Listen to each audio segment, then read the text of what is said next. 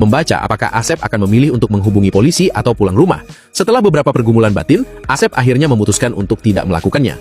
Karena semakin banyak orang memasang taruhan, sang streamer menghasilkan banyak uang. Asep pulang rumah dan menggunakan plester untuk menutupi kamera, menyadari bahwa setiap gerak-geriknya mungkin sedang dipantau. Namun tanpa diduga, sang streamer segera melancarkan gerakan kuat lainnya. Dengan munculnya jambuk, rantai anjing, lilin, dan properti lainnya, Asep menyadari tragedi akan segera terjadi.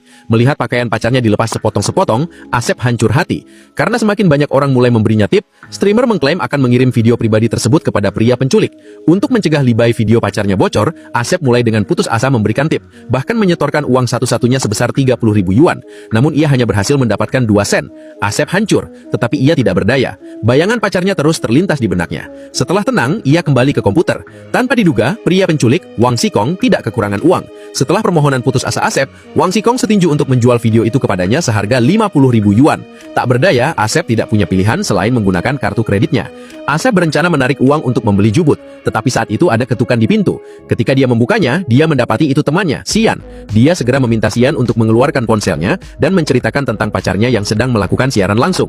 Dia meminta temannya untuk merekam video dan menghubungi polisi. Tetapi saat itu, penyiar di layar mengungkapkan bahwa pacar Asep sedang hamil dan menunjukkan fotonya. Xian terkejut melihat hal ini dan berkata pasti ada sesuatu yang mencurigakan, memperingatkan Asep agar tidak tertipu. Setelah mengetahui bahwa pacarnya hamil, Asep sama sekali mengabaikan nasihat itu dan segera mentransfer 50.000 yuan kepada pihak lain. Tak lama kemudian, Asep menerima video dari penyiar, tetapi dia tidak berani membukanya, melainkan menyeretnya ke tempat sampah. Mendengar hal ini, si empat mata tampak bingung.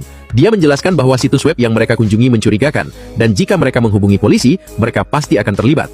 Ternyata Asep dan si empat mata juga melakukan siaran langsung di dark web, menggunakan akting berlebihan untuk menarik perhatian dan mendapatkan keuntungan ilegal. Jika polisi turun tangan, mereka akan menyelidiki segalanya secara menyeluruh, dan dia akan menghadapi hukuman berat.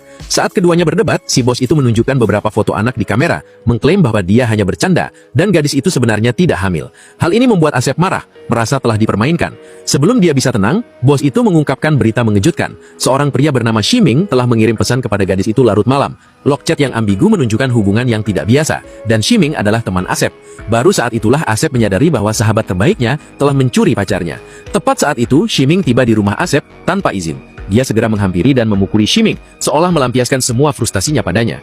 Temannya mencoba menjelaskan, tetapi Asep menuntut agar temannya menunjukkan ponselnya untuk verifikasi. Dan melihat bahwa Shiming tidak berani menghadapinya, Asep secara diam-diam mengakui hubungan mereka. Dengan marah, dia mengambil tongkat baseball dan memukulnya ke bawah. Dengan serangkaian ayunan liar, warga terdiam. Adegan berdarah ini mengejutkan semua orang. Bahkan pemilik toko berdiri membeku, tidak dapat memahami apa yang telah terjadi. Asep berbicara kepada kamera, berkata, "Ini kini telah menjadi kasus pembunuhan. Kasus seperti ini tidak akan ditangani begitu saja."